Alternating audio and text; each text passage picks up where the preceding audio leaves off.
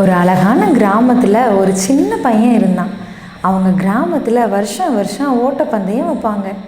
அவனுக்கும் அவங்க கிராமத்தில் அந்த ஓட்டப்பந்தயத்தில் ஜெயிக்கணும்னு ரொம்ப ஆசை. அதனால் அவன் ரொம்ப கடுமையாக பயிற்சி எடுக்கிறான். அவன் நினச்சபடி அந்த பந்தய நாளும் வருது. பந்தய நாள் அன்னைக்கும் எல்லா ஊர் ஜனங்களும் திரண்டு வராங்க.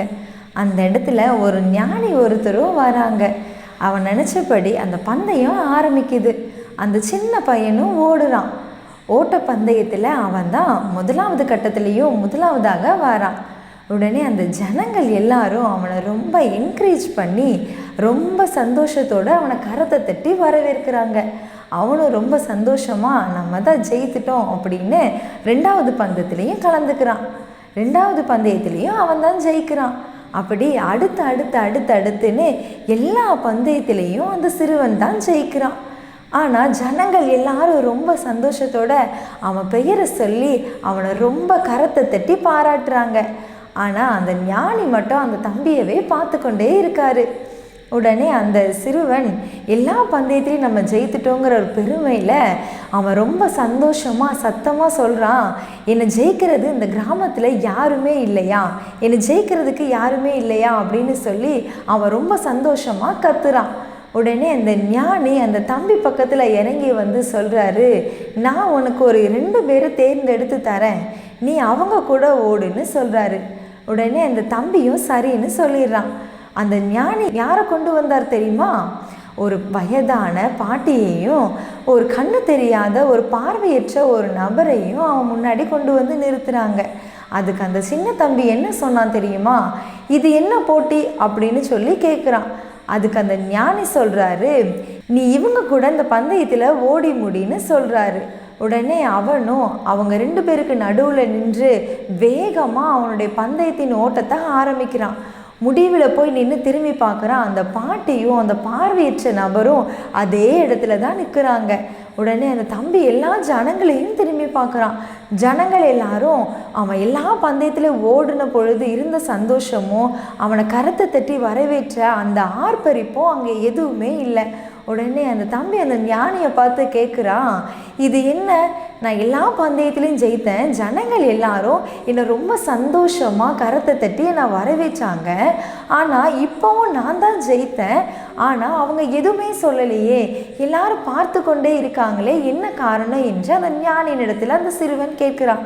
அதுக்கு அந்த ஞானி என்ன சொன்னார் தெரியுமா? திரும்பவும் நீ இந்த பந்தயத்தில் ஓடு, ஆனால் நீ மட்டும் தனியாக ஓடாத, உன் கூட அவங்க 2 பேரையும் கூட்டிக் கொண்டு முடிவில் போய் நில்லுன்னு சொல்கிறாரு. அதற்கு அந்த பையனும் சரின்னு சொல்லி அவங்க 2 பேருக்கு நடுவில் இந்த கரத்தில் ஒருத்தரையும் இந்த கரத்தில் ஒருத்தரையும் பிடித்து கொண்டு மெதுவும் அப்படியே அவங்களோடைய நடந்து முடிவில் போய் நிற்கிறாரு. உடனே ஜனங்கள் எல்லாரும் அவங்க முகத்தில் பயங்கர சந்தோஷத்தோட கூட அவனை கரத்தை தட்டி ரொம்ப வரவேற்று அவனுடைய பெயரை சொல்லி ரொம்ப கூச்சலிடுறாங்க. உடனே அவன் அந்த சிறு பையன் என்ன பண்ணுறான், அந்த ஞானியிடத்தில் கேட்குறான், இப்போ என்ன காரணம், யார் இந்த போட்டியில் ஜெயித்தா, யாருக்கு இந்த ஜனங்கள் கைத்தட்டுறாங்க அப்படின்னு கேட்கும் பொழுது அதற்கு அந்த ஞானி ரொம்ப அழகாக அந்த சிறுவனிடத்தில் சொல்கிறாரு, யார் அந்த போட்டியை முதல்ல முடித்தாருன்னு முக்கியம் இல்லை, அந்த போட்டியை நம்ம எப்படி ஓடணும் என்பது தான் முக்கியம் அப்படின்னு சொல்லி ரொம்ப அழகாக அந்த தம்பியினிடத்தில் சொல்கிறாரு. இது போல தாங்க இந்த வருஷத்துலேயும் நாமளும் அந்த சிறு பையனை போல் அநேக கனவோடு இந்த வருடத்தில் நம்ம வெற்றியோடு முடிக்கணும்னு தொடங்கியிருப்போம்.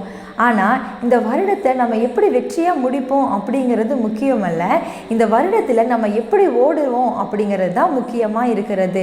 நம்மளோடு கூட இந்த வருடத்துலேயும் பலவீனமானவங்க, கஷ்டப்பட்டவங்க, எளியவர்கள், ஊனமுற்றவர்கள், திக்கற்றவர்கள், கண்ணீரின் பாதையில் செல்லுகிறவர்கள் என்று அநேக நம்மளோடு கூட ஓடுகிறார்கள்.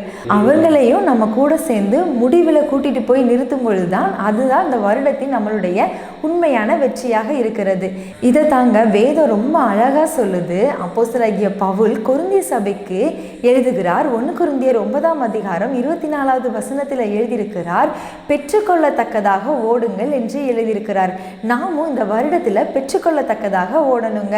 நாமளும் இந்த வருஷத்தில் நம்மளோடு கூட ஓடுறவங்க அந்த லக்கை நோக்கி நம்ம கொண்டு செல்லணுங்க. இந்த வருடத்தை நம்ம வெற்றியின் பயணமாக ஓடுவோங்க. Wish you all happy new year.